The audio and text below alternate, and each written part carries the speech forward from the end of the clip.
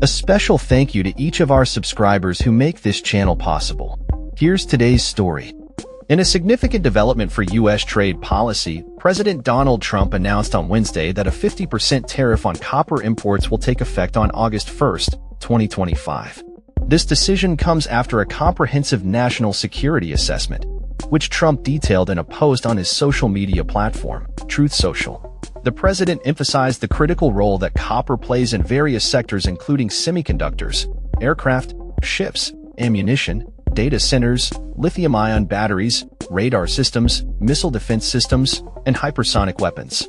He stated, "Copper is necessary for our national defense and technological advancement, and we must ensure its availability."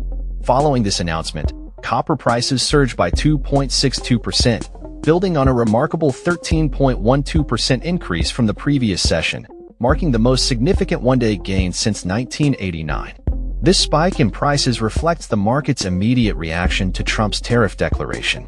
However, on the London Metal Exchange, three-month benchmark copper futures saw a decrease of 1.63%, indicating a developing premium between U.S. copper prices and those in the global market.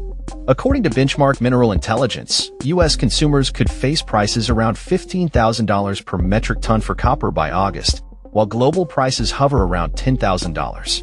The U.S. heavily relies on copper imports, sourcing nearly half of its needs from countries like Chile. U.S. Commerce Secretary Howard Lutnick previously indicated that the administration aims to boost domestic copper production, aligning tariffs with those on steel and aluminum, which were also raised to 50% in June.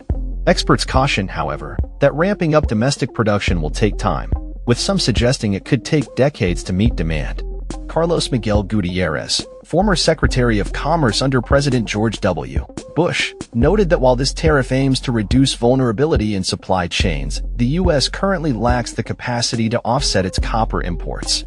He stated, "Capacity may come online in 2027 or 2028, but that depends on the assurance that these tariffs will remain in place."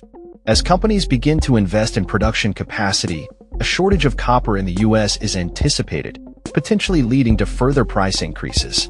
Tariffs on specific sectors such as copper, steel, aluminum, and pharmaceuticals may serve as leverage in international negotiations, particularly with key trading partners like Canada.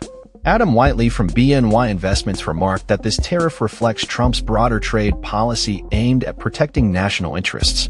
He categorized copper tariffs under national security concerns, alongside trade balance negotiations and other critical minerals. Looking ahead, British multinational research firm BMI projects an average annual increase of 2.9% in global copper mine production from 2025 to 2034, with output expected to rise from 23.8 million metric tons to 30.9 million metric tons. For 2025, a 2.5% year-over-year increase in global copper mine output is anticipated, driven by recovering production in Chile and the ongoing development at the Oyu Tolgoi mine in Mongolia. Peru, Russia, and Zambia are also expected to contribute significantly to this increase in global output. As the U.S. navigates these changes in trade policy, the implications for both domestic and global markets remain to be seen. The copper tariff is not just a financial maneuver. It reflects a strategic effort to bolster national security and reduce dependence on foreign resources, a theme that resonates throughout Trump's administration. With the deadline for the tariff approaching, industries across the board are bracing for the impacts of this policy shift and the potential ripple effects on the economy. That's all for this story. We upload videos every day covering many different subjects, so hit that subscribe button to stay informed. Thanks for watching.